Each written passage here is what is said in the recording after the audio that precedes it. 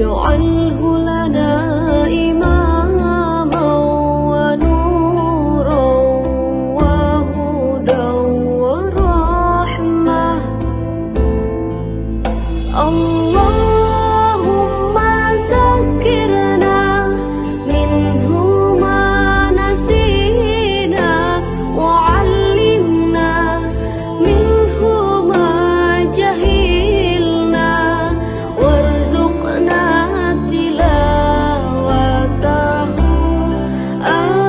آناء الليل وأطراف النهار واجعله لنا حجة يا رب العالمين.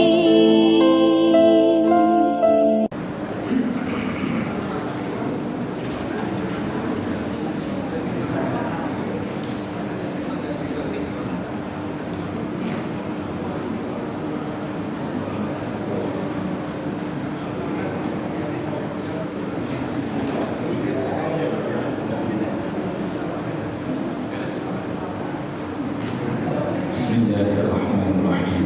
Assalamualaikum warahmatullahi wabarakatuh. Waalaikumsalam. Innal hamdalillah nahmaduhu wa nasta'inuhu wa nastaghfiruh. Billahi min syururi anfusina wa min sayyiati a'malina. May yahdihillahu fala mudhillalah wa man yudlil fala hadiyalah. Asyhadu an la ilaha illallah wa asyhadu anna Muhammadan abduhu wa rasuluh. Mari kita buka kajian ini dengan bersama membaca basmalah. Bismillahirrahmanirrahim.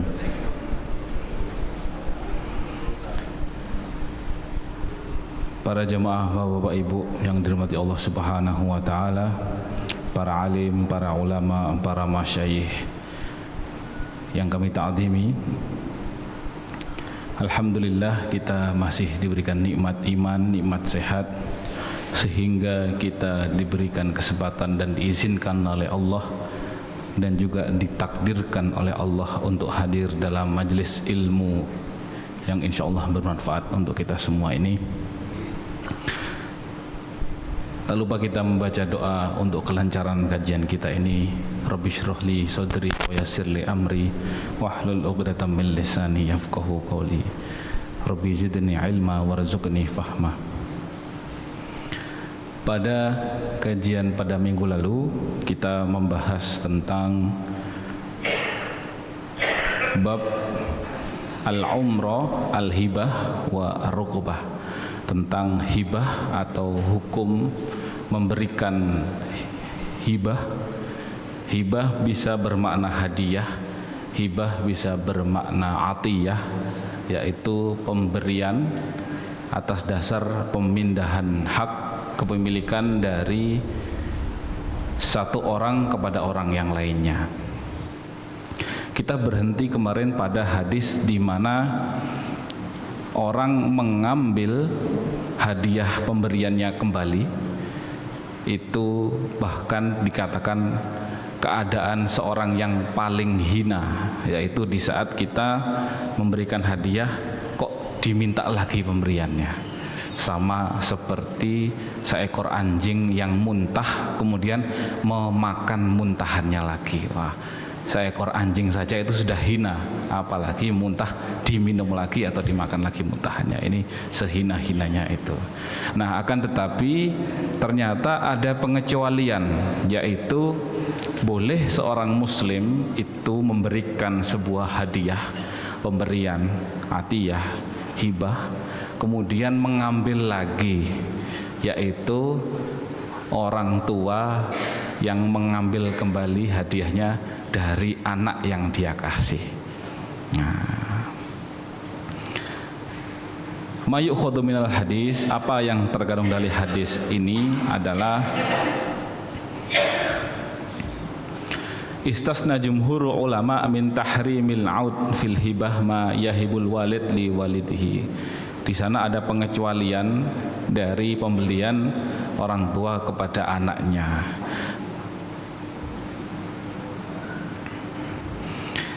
famalul ab wal ibn wahid faka'annahu naqlu malihi mim makanin ila makanin akhar. Karena hartanya bapak itu ya hartanya anak. Yang dikasihkan bapak ke anak jauh lebih banyak daripada anak tersebut memiliki sesuatunya. Maksudnya apa? Sama seperti istilah peribahasa kasih ibu sepanjang masa. Kalau seandainya seorang anak itu menggaji ibunya setiap bulan tidak akan pernah cukup atau senilai dari harga seorang ibu dari hamil hingga membuat dia sarjana, atau dari buayan ibu hingga dia mempunyai istri dan membiayai istrinya lagi sendiri. Jadi saking betapa orang tua itu dimuliakan Allah. Bahkan dalam hadis dikatakan ridho Rabbi fi ridhol walidi wa sakhatur Rabbi fi sakhatil walidi. Ridho Allah itu berdasarkan ridhonya orang tua, dan kemurkaan Allah itu kemurkaannya orang tua. Maka orang tua ini memiliki hak prerogatif yang lebih tinggi dibanding seorang anak. Namun ada beberapa syarat, kata fuqaha, para ahli fikih. Yustaratu li sihhati ruju'il ab fi ma wahabahu li waladihi arba'atu syurut. Ada 4 keadaan di mana ini dibolehkan mengembalikan barangnya lagi dari anak kepada orang tuanya. Yang pertama adalah ayyakuna ma wahabahu ainan baqiyah fi malakil walid. Jadi ada, wajib fisiknya masih ada.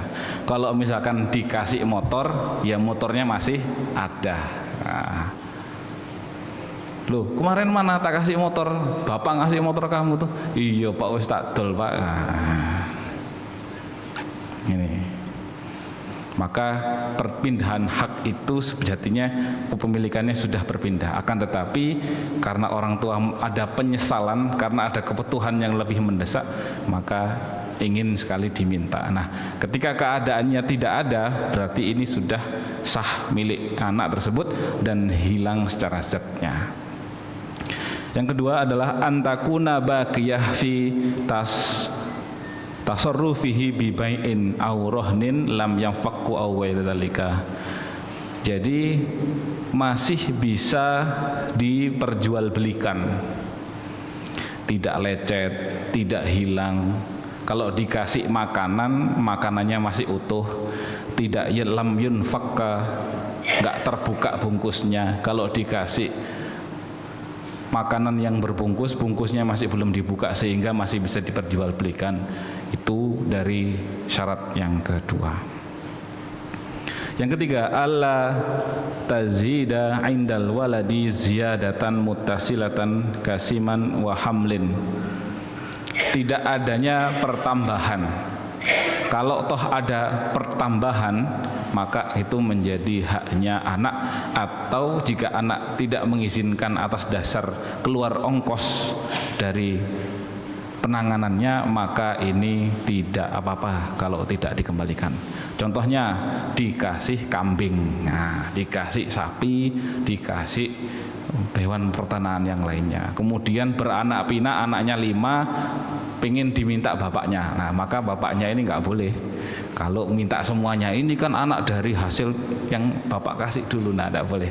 Karena di dalamnya ada pertambahan yang diusahakan oleh anak tersebut. Maka di sini haknya ziyadah lil mauhub lahu. Pertambahan itu hak sepenuhnya milik anak yang dikasih tadi. Sedangkan induknya boleh diambil lagi atas dasar itu memang haknya bapak. Hanya saja ini tergantung dari kemauan si anak. Jika anak meminta biaya, oh indukannya sudah tak kasih pakan 2 tahun Pak, ini serumputnya segala macam, maka itu menjadi haknya anak, karena al-mauhub menjadi haknya yang diberi, yaitu anak. Nah yang kasihannya lagi kalau bapaknya bilang, kok yo mentolo awakmu iku njawab bapakmu, nagih bapak. Akhirnya anak harus ikhlas akhirnya. Ya sudah Pak, enggak apa-apa. Yang keempat, alla yakunal ab qad asqata haqqahu minar ruju' au aflasal ibn wa hajar alaihi fala ruju'a. Nah, kalau keadaannya anaknya miskin, muflis, terjerat hutang sehingga beban dia sangat berat, maka tidak ada kewajiban untuk dikembalikan karena bebannya dia masih sangat berat. Apalagi tujuannya dia menjual barang pemberian orang tuanya untuk melunasi hutang. Nah ini, kamu itu gimana, kemarin tak kasih bapak kok sudah dijual, kembalikan lagi, udah kamu jadi hutang. Nah ini malah berubah akad hibahnya jadi hutang. Nah ini sudah nggak boleh. Awalnya pemberian ya pemberian. Orang yang memberi diberikan thawab, diberikan pahala, diberikan reward oleh Allah atas dasar pemberiannya. Ketika itu diubah secara sepihak akadnya menjadi hutang piutang, maka bisa jadi pahalanya dihapuskan oleh Allah. Nauzubillah. Kita masuk pada hadis berikutnya. Wa an Aisyah radhiyallahu anha qalat kana Rasulullah sallallahu alaihi wasallam yaqbalul hadiyah wa yuthibu 'alaiha, rawahul Bukhari. Rasulullah sallallahu alaihi wasallam suka menerima hadiah. Wa yuthibu 'alaiha, dan Rasulullah senang membalas pemberian hadiah tersebut. Maka istilahnya kita dengan orang-orang atau bahasa Indonesianya bisa sesama tetangga itu biasanya, ini monggo saya dari luar kota ini nih. Oh ngapunten, saya ini nggak enak kalau nerima ini. Gak ilok kok lek gak diterima. Wah biasanya seperti itu. Harus diterima ya, lek gak diterima dosa kamu. Nah ini sebenarnya nggak ada. Kalau dalil menolak pemberian kena dosa itu tidak ada. Hanya saja memang Rasulullah suka menerima hadiah. Nah, biasanya orang yang memberikan hadiah itu memiliki tingkat kemapanan lebih tinggi daripada yang menerima. Biasanya seperti itu. Maka menerima dengan tujuan membungahkan hatinya, membuat dia semakin ada rasa syukur, cinta, kemudian kasih sayang terhadap tetangga dan lain sebagainya, menjadi rukun.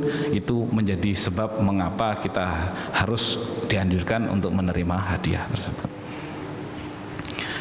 Bebannya adalah bukan karena menolak hadiah itu dosa, tapi ini lafaz ini membalasnya. Nah ini, jadi menerimanya hadiah, membalasnya juga anjuran. Jangan hanya menerima saja, tapi setelah menerima dikasih makan, dikasih minum, dikasih buah. Iki apa iki balas iki? Iki paling enggak minggu ngarep kudu balas iki. Kalau sudah dikasih satu panci kolak, balik kosongan nih gak enak ini. Nah, kan gitu. Biasanya kalau tangga seperti itu. Nah. Hadis berikutnya masih dalam tema yang sama. Wa an Ibnu Abbas radhiyallahu anhuma qala wahaba rajulun li Rasulillah sallallahu alaihi wasallam naqatan. Ada seorang laki-laki di zaman Nabi menghadiahkan, menghibahkan nakoh. Nakoh itu unta muda, unta yang masih remaja kepada Rasul. Lalu Rasulullah fa'athabahu 'alaiha, dalam riwayat memberikan hadiah yang lebih besar, mengembalikan atau membalas pemberian kepada pemuda tersebut. Lalu Rasulullah berkata kepadanya, "Rodita, kamu ridho enggak? Kamu nerima enggak pemberian saya?" Dan pemuda itu hebat sekali. Jawabannya apa? La. Belum Rasulullah. Wah ini. Fazadahu, lalu Rasulullah menambah lagi, ditambah lagi dari 1 jadi 2. unta. Faqala radita, kamu sudah ridho dengan pemberianku padamu? La, masih belum, gak terima Rasulullah, jenengan sugih Rasulullah, misalnya mungkin gitu ya. Itu penafsiran saya, bukan dalam hadis. Fazadahu faqala radita, ditambah lagi jadi dapat 3 unta. Qala na'am. Sampun Rasulullah, sudah, saya sudah dapat banyak ini. Ngasih 1 dapat 3. Hadisnya hadis sahih.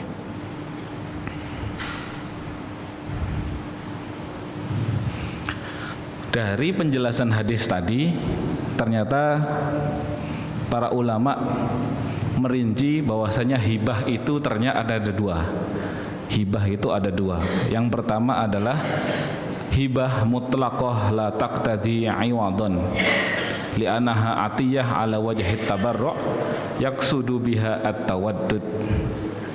Hibah secara mutlak yang tidak mengharapkan imbalan.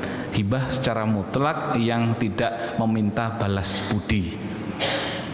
Karena ini pemberian yang langsung dihadapkan atas dasar keridhaan mengharap wajah Allah, menjadi at-ta'awun, saling menolong antar masyarakat sosial.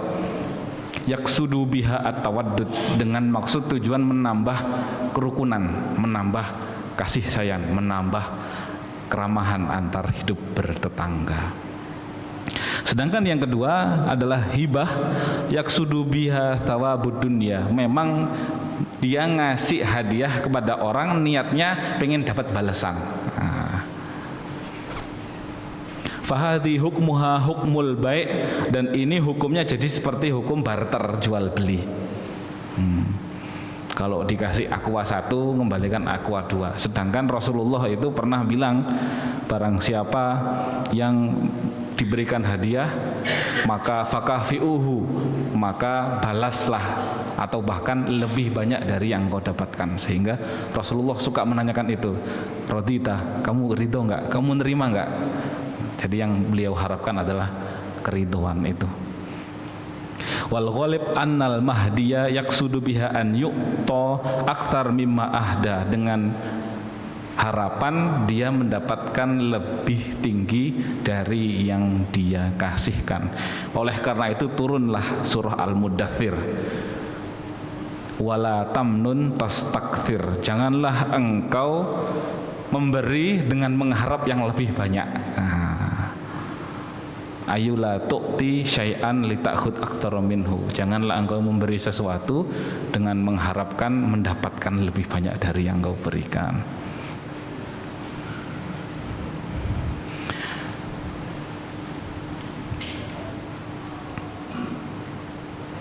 Dalam hadis lain juga dikatakan dalam riwayat Ibnu Abi Syaibah dari Aisyah, anna Nabiyya sallallahu alaihi wasallam kana yuthibu 'alaiha ma huwa khairun minha. Rasulullah suka membalas hadiah lebih baik dari yang beliau dapatkan.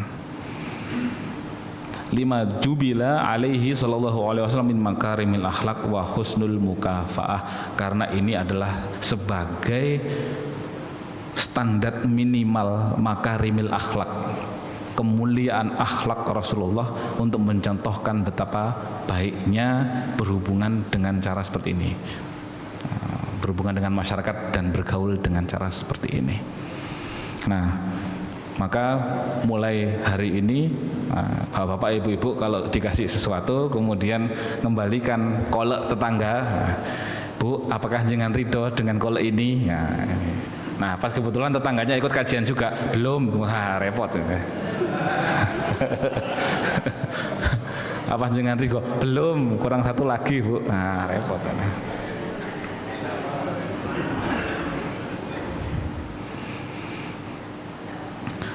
Dalam penjelasan yang lain,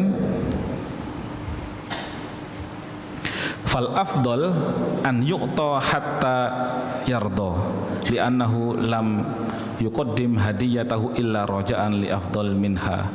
Atas dasar keridhaan orang tersebut adalah menjadi tujuan utama Rasulullah memberikan dia hadiah lebih banyak. Dalam hadis lain dilengkapi laqad hamamtu an la aqbal illa min kursyiyin au ansoriyin au thaqafiyin. Dalam hadis lain, mengapa alasan Rasulullah suka menerima hadiah? Karena Rasulullah suka menerima hadiah itu biasanya yang ngasih dari 3 suku ini. Yang pertama suku Quraisy, yang ketiga kaum Ansor yang di Madinah, yang ketiga Bani Thaqif. Kaum Quraisy ini pedagang, pinter-pinter, orang ekonominya lebih tinggi. Orang-orang Ansor Madinah juga lebih kaya daripada kaum Mekah. Bani Thaqif ini kebanyakan berkebun sehingga banyak ngasih hadiah, kurma, hadiah buah-buahan, sehingga Rasulullah merasa mereka mampu memberikan tersebut sehingga beliau menerima dengan baik.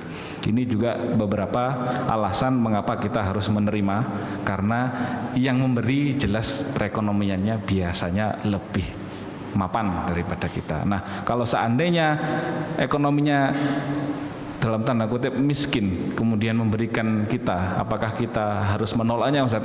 Ya, kita harus melihat skala prioritasnya. Kira-kira dia memberikan karena dasar apa? Karena memang panen, ya sudah diterima. Karena memang mereka cinta dengan kita, karena kita pernah memberikan pertolongan kepada mereka, ya kita terima. Intinya al-musahabah, yaitu bagaimana mempergauli dan bercengkrama dengan tetangga itu agar tidak menyakiti hatinya, itu sangat diutamakan.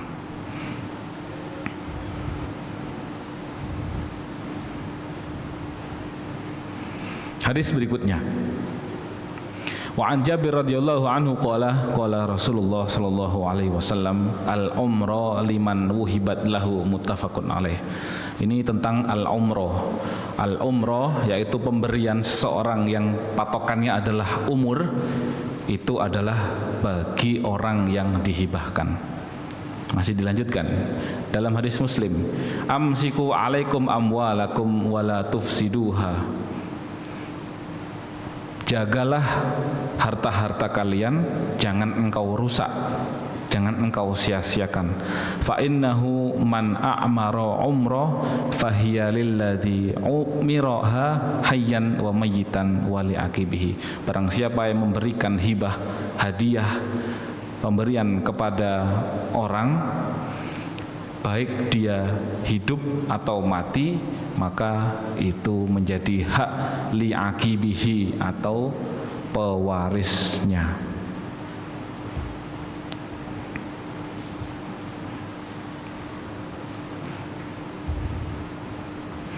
Masih pada hadis berikutnya, innamal umrah allati ajazaha Rasulullah sallallahu alaihi wasallam. Al-umrah yang dibolehkan Rasul adalah hiya laka wa li'aqibika. Itu bagimu, dan kalau kamu mati maka itu bagi pewarismu atau ahli warismu, bagi anak-anakmu. Fa amma idza qala hiya laka ma'ishta. Lalu kemudian jika pemberinya bilang ini untukmu selama engkau masih hidup, fa innaha tarji'u ila sahibiha. Kalau seandainya dia mati maka kembali kepada pemberinya, dan itu boleh, dan itu praktek itu masih ada hingga sekarang. Bisa jadi jenengan pakai rumah saya, dah nggak usah bayar, kalau saya mati dah PM. Tapi kalau kamu meninggal dunia, ya udah tak ambil lagi. Saya nggak mau nanti dipek orang lain. Apalagi nanti kalau istrimu nikah sama orang lain, mau dipek sama bojo baru nih nanti. Nah, mungkin ada yang seperti itu. Dan praktek ini boleh. Ini namanya al-umrah. Nah, jadi memberikan hibah sesuatu ada tenggat waktunya, yaitu berdasarkan umur. Tambahan, wala